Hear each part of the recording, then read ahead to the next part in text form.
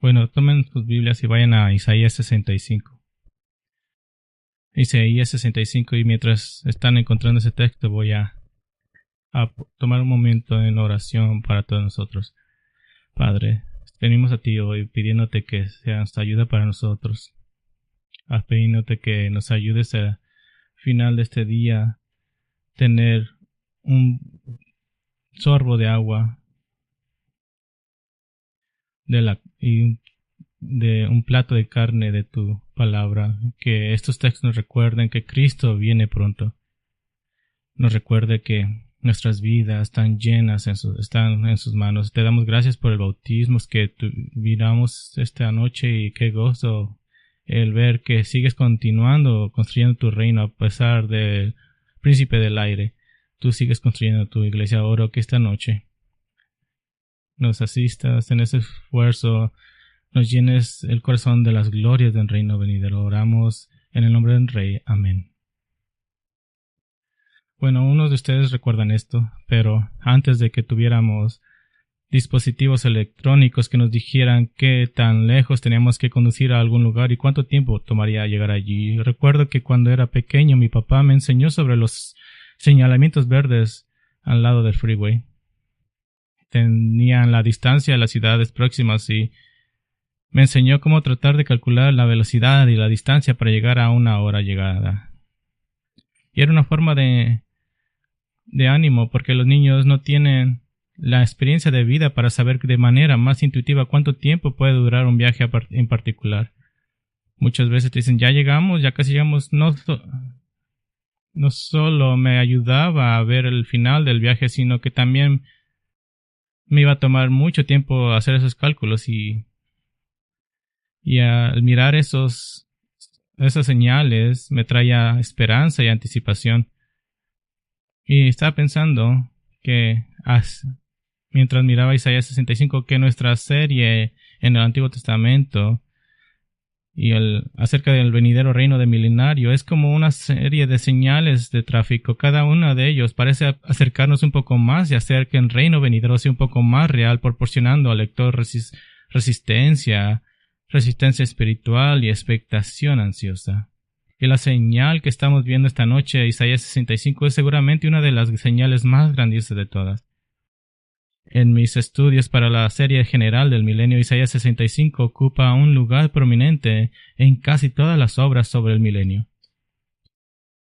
Ahora, para estar seguros, los amilenialistas han tomado una posición sobre Isaías 65 porque, tomando al pie de la letra, presenta algunas dificultades para ellos, para su afirmación de que no hay un reino intermediario de Cristo entre ahora y el estado eterno. Y voy a hablar sobre eso. Pero para entender Isaías 65 quiero cortar este filete bíblico en trozos del tamaño de un bocado. Así que aquí están los pedazos. Primero vamos a hacer las creencias fundamentales. Y luego vamos a hacer las bendiciones futuras. Y después al final vamos a hacer un bono fantástico. Creencias fundamentales, vamos a hacer 5 de ellas. Bendiciones futuras, vamos a hacer 7 de ellas, y un bono fantástico al final. Solo para introducir esto un poco, Dios va a abrir esta sección de su palabra entregada a Isaías con la posición de Dios hacia los gentiles en contraste con los judíos infieles. Y quiero ser muy claro. Nuestra posición es que no está hablando de reemplazo, no está diciendo que Dios está reemplazando a Israel con la iglesia. Es simplemente una declaración que afirma la naturaleza inclusiva del pacto abrámico, que a través de Abraham todas las familias de la tierra serían bendecidas. Así que quiero decirlo enfrente. Miramos primero la primera creencia fundamental.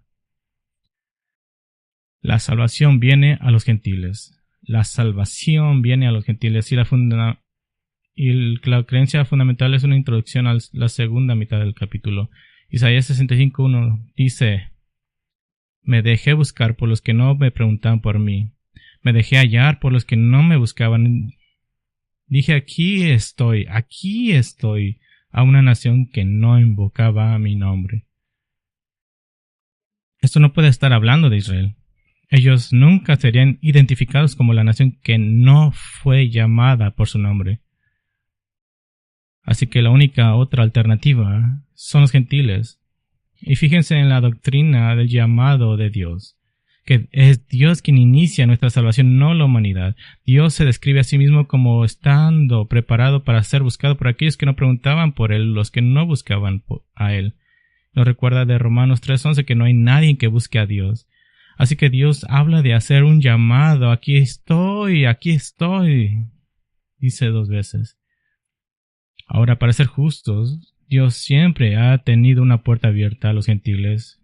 Ciertamente tenemos la cananea Rabab y la moabita Ruth como ejemplos de la gracia de Dios para con los gentiles. Y Éxodo 12:48 permitía que un gentil se uniera a Israel. Pero ahora en Isaías 65:1 Dios no está hablando de unirse a Israel, de hacer que los gentiles vengan a Él. Esta es más la dinámica de Dios yendo a los gentiles. Una buena ilustración viene del libro de Amos. Amos mira hacia la restauración de Israel y prevé cómo Dios identifica a las naciones no como el enemigo de Dios, sino como su pueblo. Amos 9:11 dice: en aquel día levantaré el tabernáculo caído de David, repararé sus brechas, levantaré sus ruinas y los reedificaré como en el tiempo pasado. El versículo dice, la gente de Dios que son los judíos, y el versículo 12 dice, para que tomen posesión del remanente de Edom y de todas las naciones donde se invoca mi nombre, declara el Señor que esto hace. El versículo 12 está hablando de los judíos, todos salvos por la sangre de la cruz de Cristo. Debido a su rebelión, Dios por un tiempo se apartaría de Israel y volvería a los gentiles para poblar el reino con ciudadanos del reino. Y ahora, ¿cuándo comienza esa transición? Bueno, hay un punto específico en los evangelios donde podemos ir. Mateo 12:22 registra en un caso en el que Jesús sanó a un hombre poseído por un demonio que no podía hablar y también estaba ciego, y Jesús lo liberó completamente de todas sus opresiones. Los fariseos acusaron a Jesús de expulsar los demonios por el poder mismo de Satanás. Y solo para que sepan, eso no era un comentario al azar. Esta era la posición oficial de los líderes de Israel. Así que pasó un cambio. Jesús refutó esta ridícula afirmación con una brillante lógica teológica y termina con una condenación del liderazgo de Israel. Mateo 12:32 dice, y a cualquiera que diga una palabra contra el Hijo del Hombre se le perdonará, pero al que hable contra el Espíritu Santo no se le perdonará ni en este siglo ni en el venidero. Y sigue diciendo, pero yo les digo que toda palabra vana que hablen los hombres dará cuenta de ella en el día del juicio, porque por tus palabras serás justificado y por tus palabras serás condenado. Entonces aquí, estratégicamente puesto en el Evangelio de Mateo, hay un incidente, una transición. Este es un tiempo en el que Jesús se le dijo que sus padres, sus hermanos y sus madres lo estaban buscando. Y él preguntó, ¿quién es mi madre y quiénes son mis hermanos? Y hizo un gesto a todos sus seguidores y los nombró a ellos como su madre y dijo que todo aquel que haga la voluntad de mi Padre que está en los cielos, él es mi hermano y mi hermana y madre. El mensaje mayor es, aquellos en la familia de Dios no son solo aquellos con los que estoy relacionado por sangre, los judíos, sino con cualquiera que se someta a la salvación ofrecida por el Padre a través del Hijo. Y de repente todo el estilo de enseñanza de Jesús cambió. A partir de Mateo 13 comienza a enseñar en parábolas. Primero da la parábola de los 4 tipos de tierra, y esto era nuevo, información nueva, era misteriosa. Así que los discípulos de Jesús vinieron y le preguntaron por qué está hablando en parábolas. Y él dijo en Mateo 13:11, Jesús le respondió, porque a ustedes se les ha concedido conocer los misterios del reino de los cielos, pero a ellos no se les ha concedido. Y luego cita Isaías 6 para declarar que Dios se está alejando de la nación incrédula de Israel, porque Israel se ha alejado de él. Lo han acusado de obtener su poder de Satanás. Y dice, es suficiente. Aquí marco la línea. Y de hecho Jesús echará afuera al liderazgo actual de Israel. Hablándole a sus discípulos, Jesús les dijo En verdad les digo que ustedes que me han seguido en la regeneración, cuando el Hijo del Hombre se siente en el trono de su gloria, ustedes se sentarán también sobre 12 tronos para juzgar a las 12 tribus de Israel. Les acabo de decir, discípulos, ustedes son los nuevos líderes de Israel. En la regeneración, esa es una palabra para el reino milenial. Pero ahora en la era de la iglesia, donde estamos viviendo, no es que Dios esté atrayendo a los gentiles a Israel para recibir la salvación. Él está yendo a los gentiles para darles salvación. En el antiguo pacto, Éxodo 12:48 dice, si el extranjero mora con vosotros, si viene a vosotros. Pero en el nuevo pacto, Jesús dice, vayan a quien, a ser discípulos a todas las naciones, bautizándolos en el nombre del Padre, del Hijo y del Espíritu Santo. Así que desde el punto de vista de Isaías 65:1, ese versículo es futuro. Desde nuestro punto de vista estamos en él. Estamos en medio de Dios cumpliendo Isaías 65:1. Hay una segunda creencia fundamental. Dios no tolerará al Israel rebelde. Dios no tolerará al Israel rebelde. Ahora Dios dirige su atención a los futuros gentiles elegidos, a los judíos rebeldes de hoy en día. El pueblo que finalmente terminó en el exilio debido a su traición y deslealtad al pacto. Versículo 2 dice, extendí mis manos todo el día hacia un pueblo rebelde que anda por el camino que no es bueno, en pos de sus pensamientos. Esa es una interesante frase de Dios diciéndole, he extendido mis manos todo el día. Esta es una frase asociada con la oración, con la súplica. Cuando Israel debió de haber buscado a Dios, en lugar de eso, Dios lo estaba buscando y la gente había caído en sincretismo, mezclando las falsas religiones con la verdad para hacer su propia religión a su manera. En versículo 3, él los describe como un pueblo de continuo que me provoca en mi propio rostro, sacrificando en huertos y quemando incienso sobre ladrillos. Los sacrificios debían suceder en el templo, no en los jardines. Probablemente una referencia a los lugares altos anteriormente en Isaías, los lugares donde crecen los robles, que eran tomados como lugares santos, sacrificando a los dioses paganos, probablemente con alguna adoración de Yahvé que se autodenominaba. Hacían ofrendas en los ladrillos, altares caseros, no prescritos por Dios, sino aprobados por Dios. Por cierto, aquí en Grace Bible Church nos apegamos a la regla regulativa, que solamente lo que la Biblia dice. Y aquí miramos que Dios también se apegaba a esa regla, porque no puedes adorar como se te dé la gana. Pero la gente fue más allá. Se metieron en la necromancia, en el hablar con los muertos. Dice versículo 4 que se sienta entre sepulcros y pasa la noche en lugares secretos. Hicieron alarde de su disgusto por la palabra de Dios al violar deliberadamente la ley sin tener en cuenta la santidad. Versículo 4 dice también que come carne de cerdo y en sus ollas hay caldo de carne inmunda. Abiertamente violaron Levítico 11:7, Deuteronomio 14:8. El pueblo de Dios debía demostrar que era diferente, apartado, único. Las leyes dietéticas eran una de las formas en que Dios lo hacía bajo el antiguo pacto. Pero siguieron usando carne más allá del tiempo permitido. A ellos no les preocupaba las normas del Señor como un pueblo apartado. Pero aquí está la ironía de este pueblo. No solo eran flagrantemente desobedientes, sino que se creían muy por encima de los demás por hacer alarde de lo que percibían como libertad para hacer cualquier cosa. Versículo 5 dice, quédate donde estás, no te acerques a mí porque estoy más santo que tú. De ahí tenemos la frase Scully de más santo que tú. Irónico que los más espirituales extraviados sean generalmente los más espiritualmente arrogantes. Son elitistas espirituales porque han inventado un falso sistema de adoración y luego han despreciado a los que no participan. ¿Y cómo se siente Dios al respecto?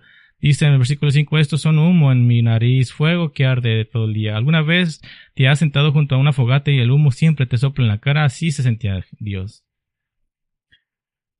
Así que aquí está la reacción de Dios de aquellos que fingen ser un seguidor Él, pero solo de nombre. Versículo 6 dice, esto está escrito delante de mí, no guardaré el silencio, sino que les daré su pago y les recompensaré en su seno por sus iniquidades y por las iniquidades de sus padres también, dice el Señor, porque quemaron incienso en los montes y en las colinas me injuriaron, por tanto me diré en su seno su obra pasada.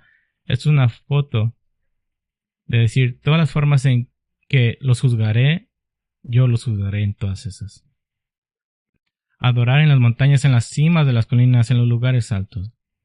No era más que un intento de llamar la atención de los dioses cananeos. Por cierto, ¿quién más fue a un lugar alto? Bueno, los constructores de la Torre de Babel, y lo estaban haciendo otra vez. Así que Dios derramará en su seno el pago. Es una palabra que significa un salario ganado por el trabajo realizado, que es la fe que viene a todos los que rechazan a Dios. Hay una tercera creencia fundamental. Dios salvará a una porción de Israel. Dios salvará una porción de Israel. En los versículos 2 y 7 vemos a Israel siendo infiel, pero esto no significa que Dios haya terminado con ellos como nación. Versículo 8 dice, así dice el Señor, como cuando se encuentra vino nuevo en el racimo, y alguien dice, no lo destruyas, porque en él hay bendición. Así haré por mis siervos para no destruirlos a todos. Sacaré de Jacob descendiente y de Judá heredero de mis montes. Mis escogidos la heredarán y mis siervos morarán allí. Sarón será pastizal para ovejas y el valle de Acor para lugar de descanso de vacas para mi pueblo que me busca. Versículo 8 aquí se basa en la imagen del juicio del capítulo 63. Y miramos ahí la imagen de la venida del Mesías juzgando a las naciones. Dice, el lagar lo he pisado yo solo, de los pueblos ningún hombre estaba conmigo, los pisé en mi ira y los aplasté con mi furor, su sangre salpicó mis vestiduras y manché con todo mi ropaje. Ahora estamos de vuelta en el lagar de la ira de Dios. La ira de Dios está a punto de ser expresada como la trituración de los malos frutos. La trituración de lo que Isaías 5 llama lo inútil, las uvas agrias silvestres que nacen en la viña de Dios. Pero justo cuando Dios está a punto de aplastar a Israel, hay un vino nuevo encontrado en el racimo. ¿Qué es el vino nuevo? Las uvas supermaduras a menudo comenzaban a resumar jugos antes de que comenzara el proceso de trituración, y este jugo se recolectaba como algo especialmente valioso, a veces llamado vino nuevo. Así que mientras Dios juzgara a la mayoría de los judíos étnicos, algunos serán salvos. El vino nuevo, que no puede ser vertido en los odres antiguos del antiguo pacto, sino que debe estar bajo el nuevo pacto. El versículo 9 representa un gran regreso a la casa y el versículo 10 representa la paz, la provisión, el descanso de la confusión para el remanente del pueblo escogido de Dios. El versículo 9 es específico del pueblo, una simiente de Jacob. Es una palabra que quiere decir descendiente en contraste con el versículo 1, un pueblo que no fue llamado por mi nombre. En el versículo 10 es el lugar específico, el lugar de la paz del pueblo de Dios. Sharon es una franja de tierra de 32 millas de largo con un promedio de 11 millas de ancho en Israel, una llanura costera en el océano Mediterráneo en el oeste y las tierras altas centrales a su derecha. El suelo de esta llanura es profundo y rico. Naranjos, viñedos de uva y olivares crecen muy bien aquí. Y Sharon es muy famoso por sus flores silvestres, de lo que habla Cantar de Cantares, la rosa de Sharon. Y están en el valle de Acor. Eso es un valle de cerca de Jericó. Este lleva el nombre de Acán, el israelita que fue apedreado hasta la muerte por su rebelión durante la conquista, y significa valle de angustia, Josué 7:26, y llegó a ser un símbolo de la esperanza de los últimos tiempos, de que un cambio venidero viene. Oseas 2 habla de la venidera restauración de Israel. Oseas 2:15 dice, allí le daré sus viñas y el valle de Acor por puerta de esperanza. Y allí cantará como en los días de su juventud, como en el día en que subió de la tierra de Egipto. Por cierto, Sharon está principalmente en el norte y Acor está en el sur. Dios le está prometiendo una nación reunificada. Así que Dios es específico en cuanto a las personas y a los lugares. Como he dicho muchas veces, quiero tener mucho cuidado de redefinir el Israel nacional, porque esto es una afrenta al fiel y firme amor del Señor. Hay una tercera creencia fundamental: el juicio viene a los que no se arrepienten. El juicio viene a los que no se arrepienten. Ahora tenemos un contraste con los que volverán, los que llegarán a la fe, versículo 11. Pero ustedes que abandonan al Señor, que olvidan mi santo monte, que ponen mesa para el Dios de la fortuna y que preparan vino mezclado para el Dios del destino. Esto está señalando claramente un tiempo antes del exilio de los judíos a Babilonia, usándolos como un ejemplo de lo que les sucede a aquellos que no creen ni se arrepienten del pecado. Estos son los que abandonan al Señor, se olvidan de su santo monte, Jerusalén, y específicamente la adoración en el templo. Y Dios dice que ellos ponen una mesa para la fortuna. En sus Biblias, fortuna probablemente está en mayúscula. Este es un nombre propio, Gad, en hebreo. Está asociado con la descripción del dios cananeo Baal Gad en Josué 11:17. Así que han puesto una mesa para la fortuna, un dios falso. Y dice también que llenan copas de vino mezclado para el destino. Es otro nombre propio.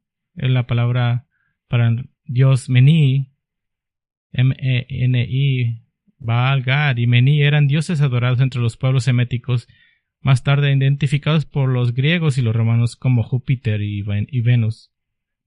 En Isaías representa el pueblo de Israel cortejando a estos dioses, poniendo una mesa y dando vino, sacrificios a estos dioses para su favor.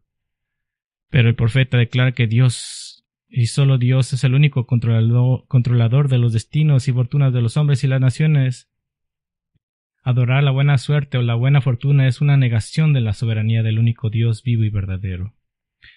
A veces la gente cuestiona la bondad de Dios cuando el concepto de infierno y juicio bien se les presenta.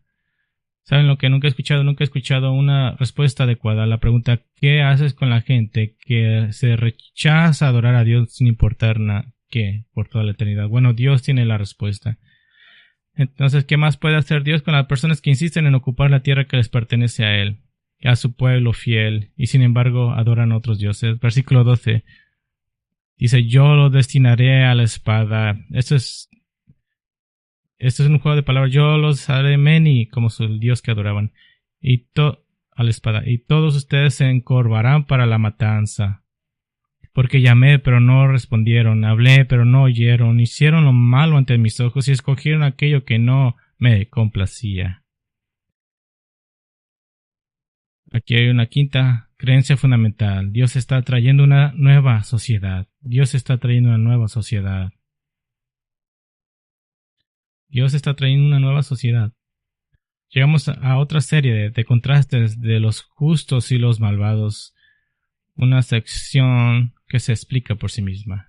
Versículo 13 dice: por tanto, así dice el Señor Dios, ciertamente mis siervos comerán, pero ustedes tendrán hambre, mis siervos beberán, pero ustedes tendrán sed, mis siervos se alegrarán, pero ustedes serán avergonzados, mis siervos darán gritos de júbilo con corazón alegre, pero ustedes clamarán con corazón triste y con espíritu quebrantado gemirán y dejarán su nombre como maldición a mis escogidos, y el Señor Dios te matará, pero mis siervos serán llamados por otro nombre.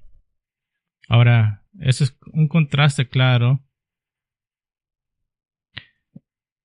Está esto hablando del contraste entre el pueblo de Dios y los que lo rechazan en un sentido de antes y después, que los que rechazan a Dios serán maldecidos antes del reino venidero del Mesías, y entonces el pueblo de Dios abundará en bendiciones. ¿O ¿acaso esto está hablando de cómo Dios tratará con dos personas diferentes, los justos y los malvados, en el reino venidero del Mesías?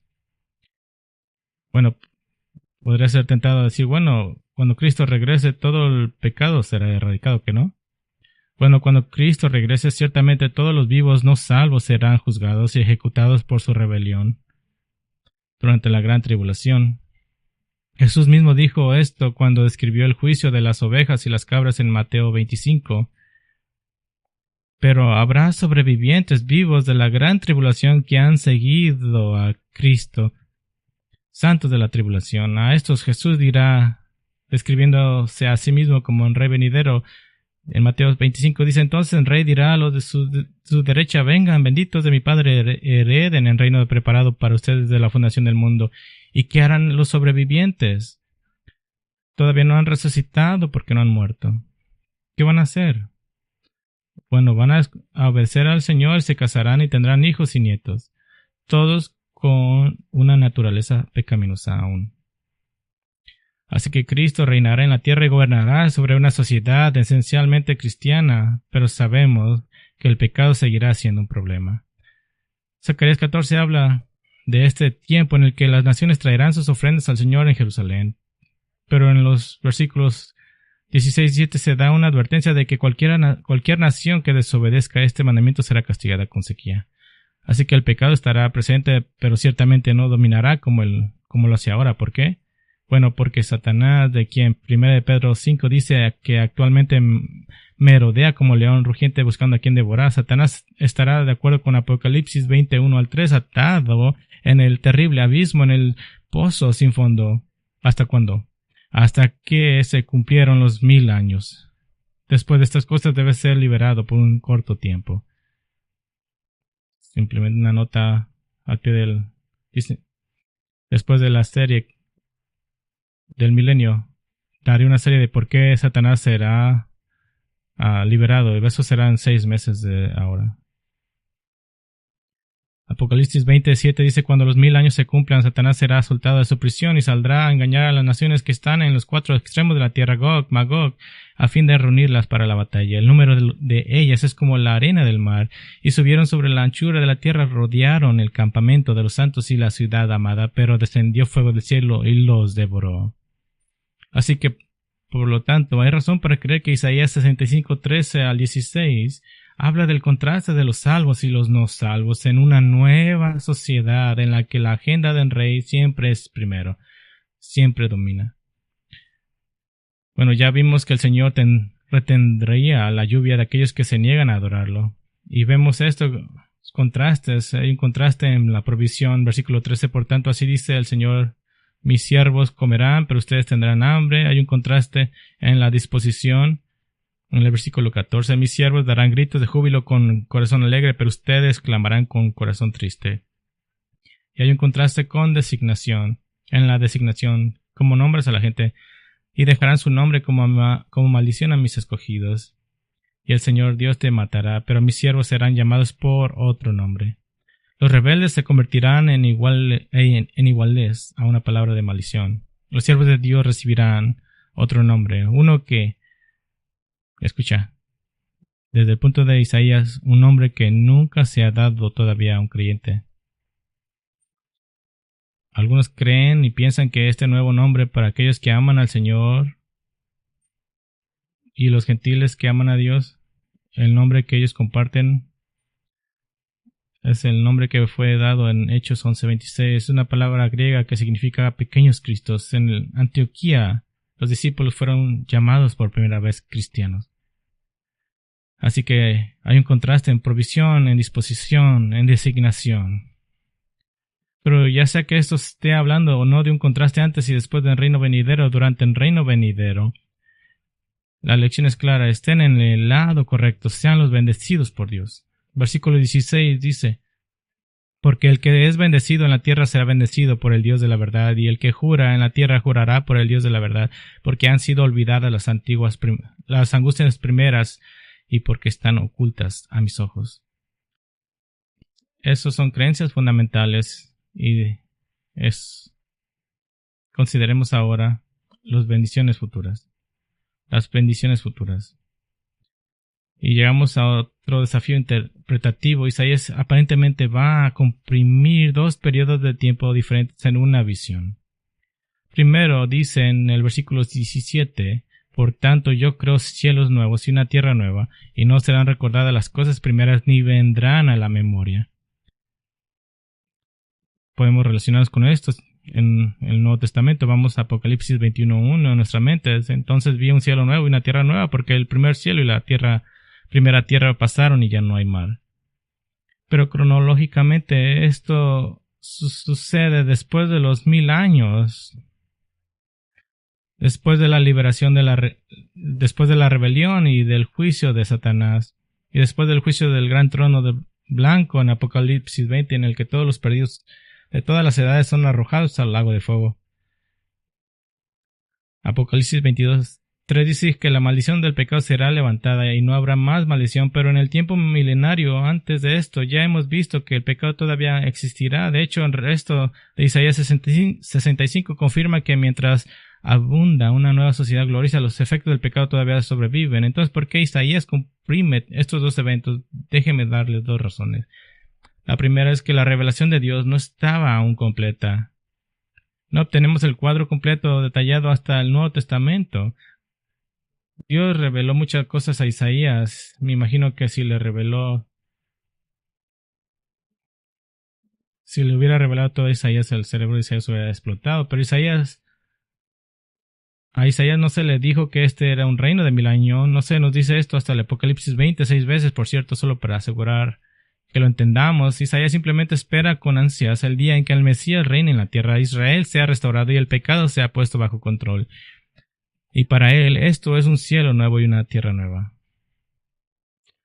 Hay una segunda razón por la cual él comprime estas dos eras. Dios ya ha establecido un precedente para revelarse a Isaías, dos periodos de tiempo diferentes comprimidos en una declaración. Dios le reveló a Isaías que el Mesías vendría, y en una declaración tenemos tanto la primera como la segunda venida del Mesías con la era actual de la iglesia completamente omitida. Isaías 9:6-7 dice: porque un niño nos ha nacido, un hijo nos ha sido dado. Feliz Navidad, la primera venida de Cristo, y la soberanía reposará sobre sus hombros. El milenio, la segunda venida de Cristo. Todo en una declaración. Así que podemos decir con seguridad que entre los versículos 17 y 18, al igual que entre un niño es nacido y el principado descansará sobre sus hombros, es la era actual. Y el versículo 18 comienza a describir este reino inicial de 1000 años de Cristo en la tierra. Y una nota al margen. Los milenialistas ven principalmente a Isaías 65, 17-25 como refiriéndose solo al estado eterno. Y aquí son unas de las razones que dan. Dirán que los nuevos cielos y la nueva tierra de Isaías 65 deben referirse al estado eterno como lo hace en otros lugares. Dirían que ningún llanto o lloro en el versículo 19 es el mismo lenguaje que se usa para el estado eterno en Apocalipsis 21:4. Es verdad, pero voy a tomar este argumento más abajo. Y dirían que las condiciones de Isaías 65 se describen como permanentes, particularmente al regocijaos para siempre en el versículo 18. Cuando yo esté en el milenio, yo me estaré regocijando y me estaré regocijando por siempre, tanto en el milenio como después de ahí. Así que ese es el más fácil de argumentar, deshacer. El problema es con estas vistas de que este es el estado eterno. En el versículo 20 la muerte aún continúa. Los amilenialistas ven esto como un símbolo de vida eterna en el estado final.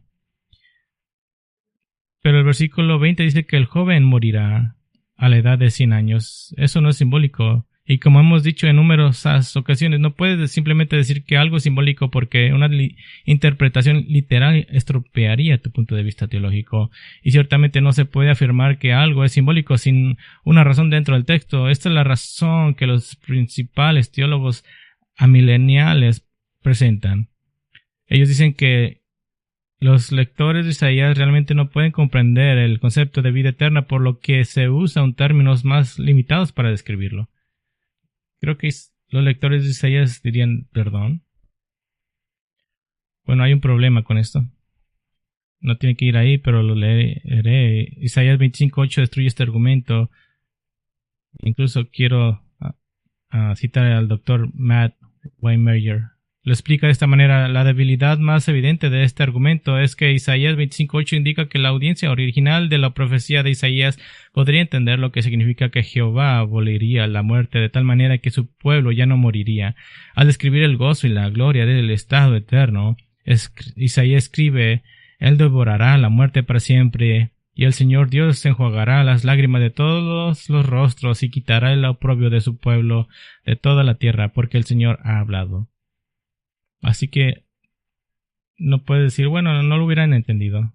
Bueno, vamos a unos capítulos atrás y podemos ver que sí lo hubieran entendido. Ahora que hemos lidiado con ese problema, echemos un vistazo a las bendiciones futuras que vemos en el resto del capítulo 65.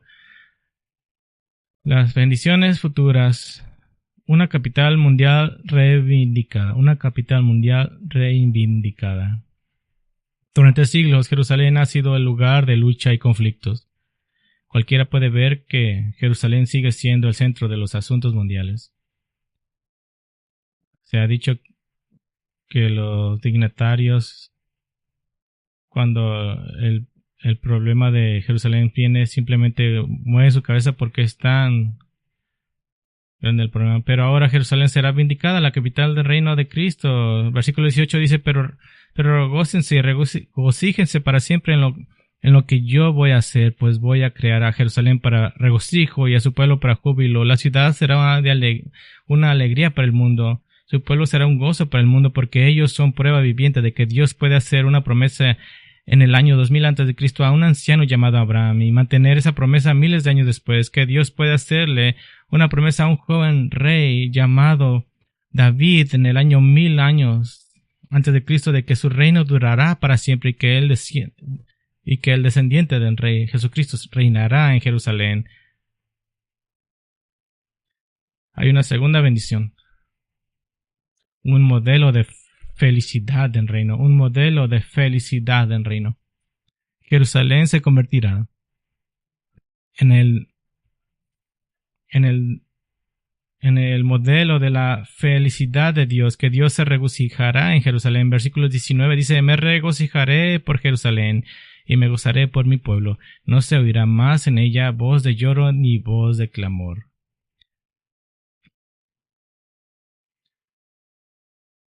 ¿Cuál es la foto de Dios en Jerusalén? Es el Hijo de Dios, el Rey de todos los reyes, el Señor de todos los señores, que Zefanías 3 dice que bailará sobre su gente. Él se regocija. ¿Acaso no es diferente? Que el lamento triste que Jesús dio, diciendo, Jerusalén, Jerusalén, la que mata a los profetas y apedrea a los que son enviados a ella. ¿Cuántas veces quise juntar tus hijos como la gallina junta sus pollitos debajo de sus alas y no quisiste? Versículo 19 dice que ya no habrá lloro. Jesús lloró sobre Jerusalén, y el versículo 19 dice que Jesús jamás volverá a llorar sobre Jerusalén. Pero ahora, para responder a los críticos de que no habrá más llanto, esto habla de la gente. Una simple observación del texto mostrará que los detalles importan. Versículo 19 dice que en ella, Jerusalén, ya no se oirá la voz de llanto ni la voz del clamor. La referencia es similar del Apocalipsis 21:4, que habla de no más llanto, no más lloro. No es específica de la Nueva Jerusalén, sino de todo el mundo. Y está acompañada por la declaración de que ya no habrá muerte, lo cual no es el caso del reino milenario según Isaías 65. Pero en la Jerusalén milenial, cuando Cristo esté reinando, no habrá una sola causa para llorar o clamar, sino más bien una causa para regocijarse. ¿Se puede imaginar esto? ¿Se puede imaginar una ciudad, llamémoslo del tamaño de Bakersfield, que puedes caminar en medio de la calle, en medio de noche, y todas las personas que vienen de la oscuridad, que vienen a ti, que, que piensas que vas a morir, cada persona dice, ¿acaso no es maravilloso servir al Rey? Total seguridad, total deleite y adoración. Hay una tercera bendición futura, el fin de la mortalidad infantil. El fin de la mortalidad infantil. Versículo 20 dice, no habrá más allí niño que viva pocos días, ni anciano que no complete sus días. En los días de Isaías, en los antiguos pueblos del cercano oriente, era probable que un nacimiento de alto riesgo terminara en la muerte del niño. El nacimiento prematuro de un niño que nace con un problema médico de emergencias que se resuelve fácilmente hoy en día, o incluso el trauma de un parto difícil, a menudo iba a terminar trágicamente. Simplemente no había los médicos ni medios para evitar esto. Esta es una tremenda cualidad de este tiempo del reino. Bebés que aún nacen y cada uno de ellos sano, vital y fuerte. Ahora, ¿por qué se menciona esto? Parece ser un detalle muy pequeño, pero creo que podemos conectar razonablemente esto con el mandato original dado a la humanidad de ser fructíferos y fecundos. Así es como se suponía que debería de ser, cada embarazo resultando en el nacimiento de un bebé hermoso, vivo y saludable, que también quiere decir el fin de los abortos espontáneos. No más abortos, cada embarazo será un niño sano. La población mundial explotará con fecundidad. Y por cierto, con una esperanza de vida prolongada significa que una mujer puede estar en edad fértil tal vez durante siglos. No habrá árboles genealógicos, habrán bosques genealógicos. Esta es mi tatarabuela. Va a ser loco. Qué bendición, como se supone que debería de haber sido. Hay una cuarta bendición. El fin de la trágica reducción de la esperanza. El fin de la trágica reducción de la esperanza de vida. Dice, porque el joven morirá a los 100 años y el que no alcance los 100 años será considerado maldito.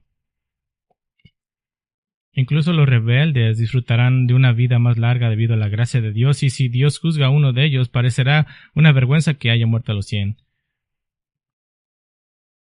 Será como si hubiera muerto un niño. También la larga vida también se infiere en el versículo 22, que dice, porque como la vida de un árbol, así serán los días de mi pueblo. Ahora, ¿qué significa que el pueblo de Dios agotará la obra de sus manos? Parece significar que sobrevivirán las cosas que hacen. Usar algo tiene la idea de usar algo al máximo absoluto, disfrutar de todas las cosas hasta el límite final. Un hombre podrá plantar un árbol de arce y verlo crecer durante 400 años, o un pino ponderoso y verlo crecer durante más de 500 años. Una vez en mi vida, y sé que una vez en mi vida quebré un martillo y pude decir, viví más largo que este martillo, porque este martillo debió de durar más que yo. Pero todos ellos gastarán las cosas que usan. Hay una quinta bendición. El comienzo de una economía próspera.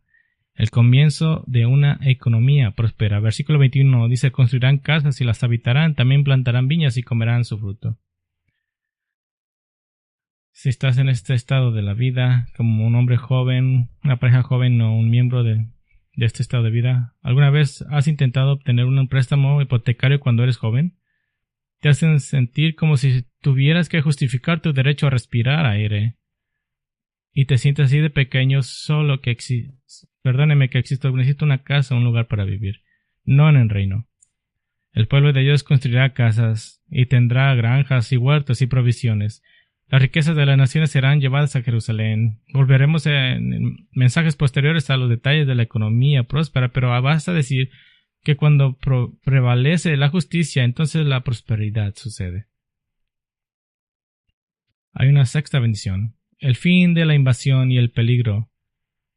El fin de la invasión y el peligro que Israel ha sufrido durante tanto tiempo.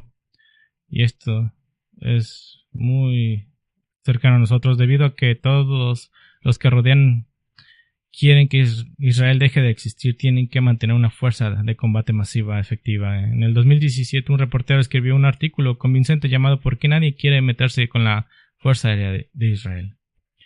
Tienen que protegerse constantemente y por muchas medidas independientes son los mejores del mundo en hacerlo. Y lo miramos en las noticias, pero no en el reino venidero. Versículo 22 dice, no edificarán para que otro habite, no plantarán para que otro coma. ¿De qué está hablando? Está hablando del horror, de tardar años construyendo tu casa, plantando tus viñas, esperando 5 o 6 años hasta que salgan las primeras uvas y los invasores vienen y se llevan todo y toman tu vida. Eso no pasará otra vez. Versículo 23 dice, no trabajarán en vano ni darán a luz para desgracia, porque son la simiente de los bendecidos del Señor y ellos y sus vástagos con ellos. Pueden relajarse.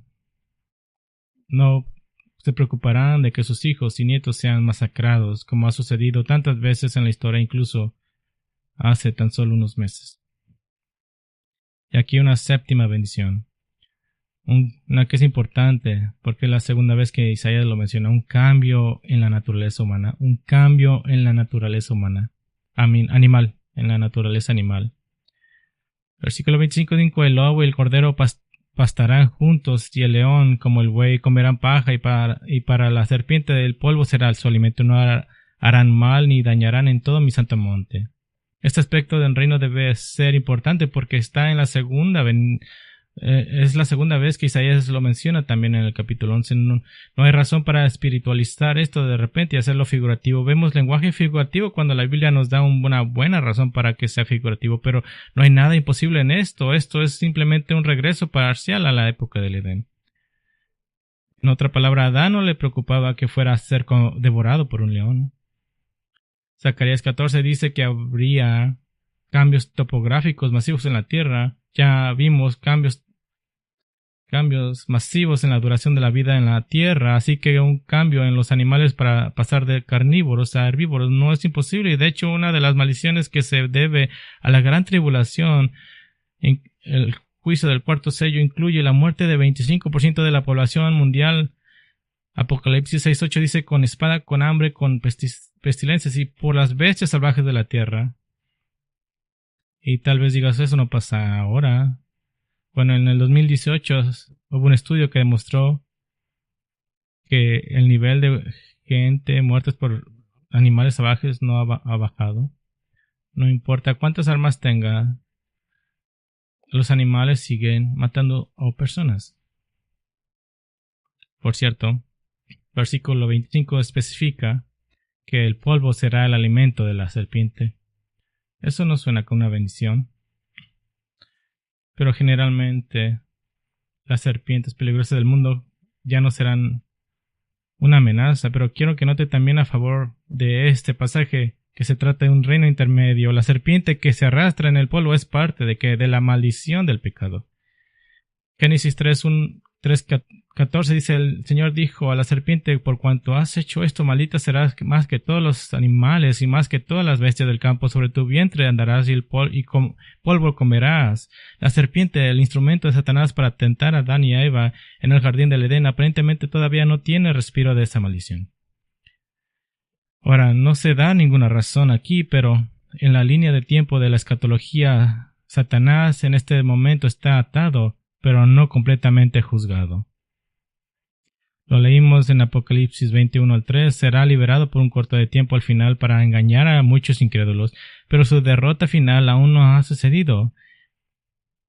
Por lo tanto, parece que el representante terrenal de Satanás, la serpiente, está atado, no puede morder, pero aún sigue siendo lo más bajo de lo más bajo. El tigre, el león y los demás animales todavía tienen bendición, pero tú, serpiente, todavía no. Pero ya no harán más nada malo en mi santo monte. Bueno, hemos visto las creencias fundamentales y las bendiciones futuras. Les dije antes que tendríamos un bono fantástico. No puedo hacer que cupiera esto en una categoría, así que decidí hacerla en su propia categoría. Recuerde Este reino consistirá en los santos resucitados que gobernarán junto a Cristo. Apocalipsis 24. Eso es nosotros. Y de los descendientes de los que no murieron, los sobrevivientes de la gran tribulación. Todavía todos invocaremos el nombre del Señor, todavía dependeremos de Él para todas las cosas, pero algo faltará. Algo en lo que tenemos que ser realmente buenos aquí en esta vida. ¿Cuántas veces en las Escrituras se nos exhorta a esperar en el Señor, a poner nuestra esperanza en el Señor? Salmo 27:14 dice: espera al Señor, esfuérzate y aliéntase su corazón. Y sí, espera en el Señor. Salmo 31:24 dice: esfuérzate y aliéntase su corazón. Salmo 33:20 dice: nuestra alma espera al Señor, Él es nuestra ayuda y nuestro escudo. Salmo 41 dice: esperaré pacientemente al Señor. Salmo 135 dice: espero en el Señor, en Él espera mi alma. Y muchos más. ¿Cuántas veces en Salmos el clamor del salmista dice: ¿hasta cuándo, Señor? Y de hecho, realmente la definición de un creyente maduro en Cristo es alguien que ha aprendido a estar contento frente a los tiempos en los que Dios parece no estar haciendo nada. Aprender a esperar. Esta es una parte tan normal de la vida cristiana, que aprender a esperar en el Señor es un principio fundamental del vivir en este mundo. Y este es realmente el mayor reto para nosotros, incluso en el cielo. Incluso en el cielo, durante la gran tribulación, cuando los santos mártires claman por justicia, Apocalipsis 6 dice que son consolados, pero se les dice que esperen. Así que tenemos que acostumbrarnos al hecho, es parte de nuestra vida cristiana. Entendemos que cuando oramos, Dios ciertamente responderá a nuestras oraciones, pero si eres maduro en el Señor, nunca haces una demanda al Señor respecto al cuándo, porque sabes que tienes que esperar. De hecho, Hebreos 11 da una lista de santos que fueron grandes porque todavía confiaron en Dios, a pesar de que murieron antes de que respondiera a sus oraciones. Pero ¿qué pasa en el reino venidero? Aparentemente, esperar en el Señor será cosa del pasado. Miren al versículo 24. Y sucederá que antes que ellos clamen, yo responderé. Aún estarán hablando, y yo habré oído. Esto es una forma interesante de decir que Dios interrumpirá tu oración. Él dirá: aquí está. Oh, gracias. Qué reino tan glorioso será este. Qué tiempo tan glorioso de vivir con nuestro Salvador cara a cara. Nunca esperar más en el Señor. Así que pienso que en nuestro viaje hacia el reino venidero tenemos muchas señales de tráfico para animarnos de que está por venir, para animarnos a asegurarnos de las gloriosas que está por venir. Me gusta Isaías 65 porque me toma fuera de este mundo al siguiente, y espero que sea igual para usted. Oremos juntos. Nuestro Padre, te damos gracias por este pequeño vistazo a las glorias del reino venidero, o cómo cantaremos y celebraremos y bailaremos. Y si hay llanto, serán lágrimas de gozo y deleite, y de que hemos llegado por fin a este lugar. Señor, oro por cada uno que escuche este mensaje, que están aquí, que si mañana hay dolor, hay desaliento,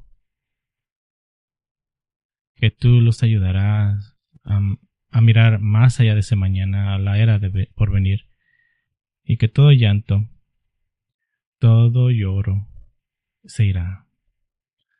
Ayúdanos, Señor, a ser fieles siervos para proclamar el Evangelio de Cristo, para que seamos parte del gran trabajo de traer a muchos a este reino tanto como sea posible. Te damos gracias en Cristo Jesús. Amén.